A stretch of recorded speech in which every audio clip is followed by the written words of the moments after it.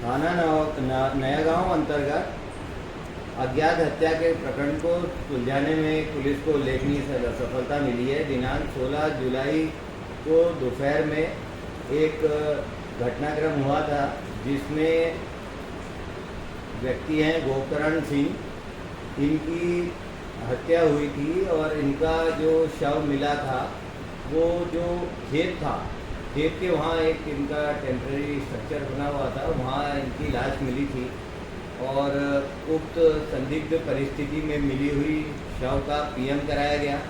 PM में ये बात प्रकाश में आई कि इनको गनशॉट वुंड था, सर पर इनको बाएं तरफ एक गोली लगी थी और उस पर से शॉर्ट पीएम रिपोर्ट लेकर और हत्या का प्रकरण कायम किया गया अज्ञात आरोपियों के खिलाफ। पूछताछ के दौरान यह स्पष्ट हुआ कि इसमें इनका पुत्र और पुत्र का एक और जो एक रिश्तेदारी है वो दोनों ने घटना कारित की थी।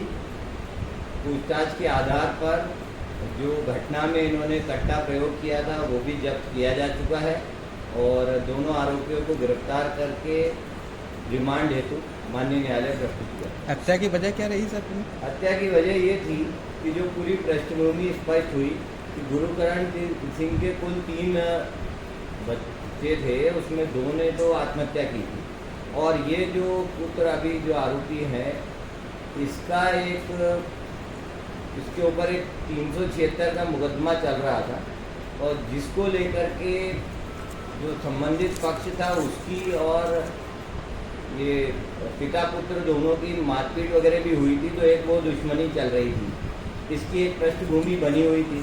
और दूसरा ये था कि जो पिता की ज़मीन थी वो ज़मीन बेटा विवाद करता था कि इसको बेच करके वो उसका पैसा लेना चाहता था और लगातार विवाद होने के कारण पुत्र अब अलग होकर के भिंड यहाँ शहर में रहने लगा था और वो बार बार अपने पिता से इस बात के लिए लड़ता था कि वो ज़मीन बेचे।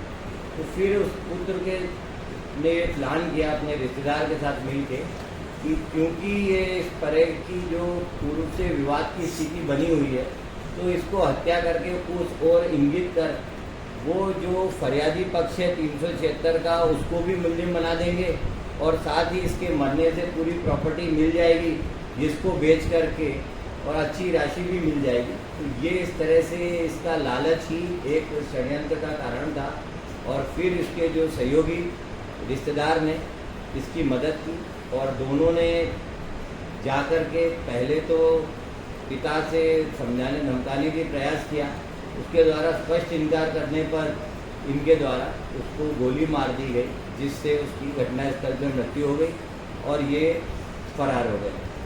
दूसरा आरोपी रिश्ते में कौन लगता है?